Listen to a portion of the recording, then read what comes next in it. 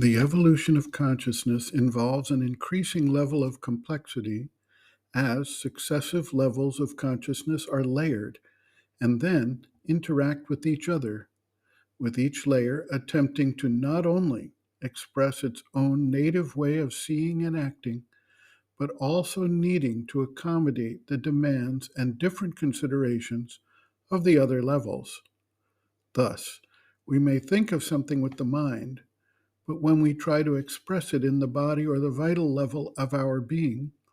we find that it does not translate exactly as conceived.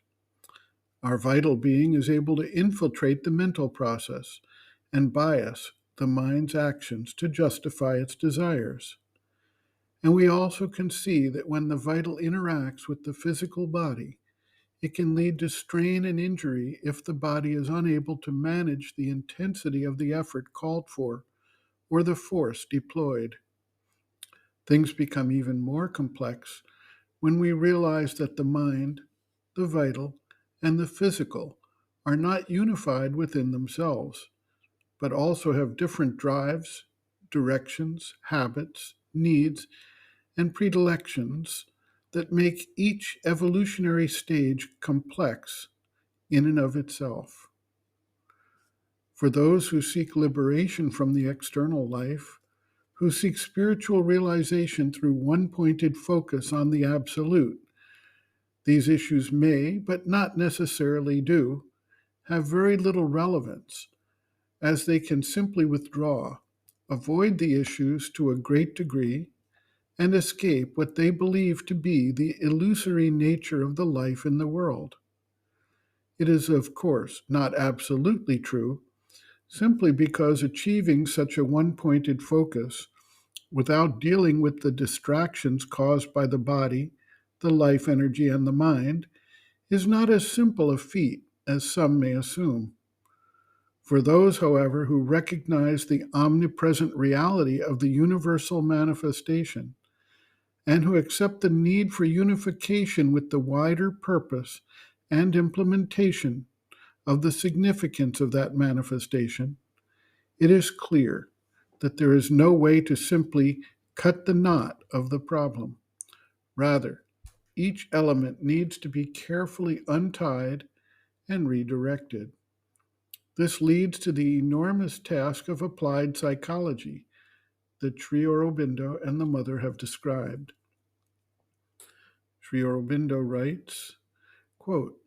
"The practice of yoga brings us face to face with the extraordinary complexity of our own being,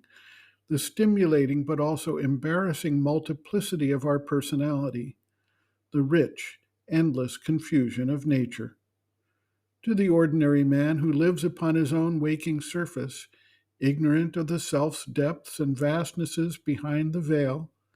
his psychological existence is fairly simple.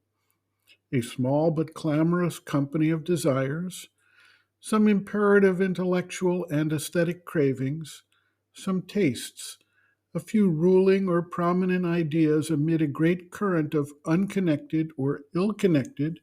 and mostly trivial thoughts, a number of more or less imperative vital needs, alternations of physical health and disease, a scattered and inconsequent succession of joys and griefs, frequent minor disturbances and vicissitudes, and rare, strong searchings and upheavals of mind or body, and through it all, nature, partly with the aid of his thought and will, partly without or in spite of it, arranging these things in some rough practical fashion, some tolerable disorderly order. This is the material of his existence. The average human being, even now, is in his inward existence as crude and undeveloped as was the bygone primitive man in his outward life. But as soon as we go deep within ourselves, and yoga means a plunge into all the multiple profundities of the soul, we find ourselves subjectively, as man in his growth has found himself objectively, surrounded by a whole complex world which we have to know and to conquer. The most disconcerting discovery is to find that every part of us, intellect, will, sense mind, nervous or desire self, the heart, the body,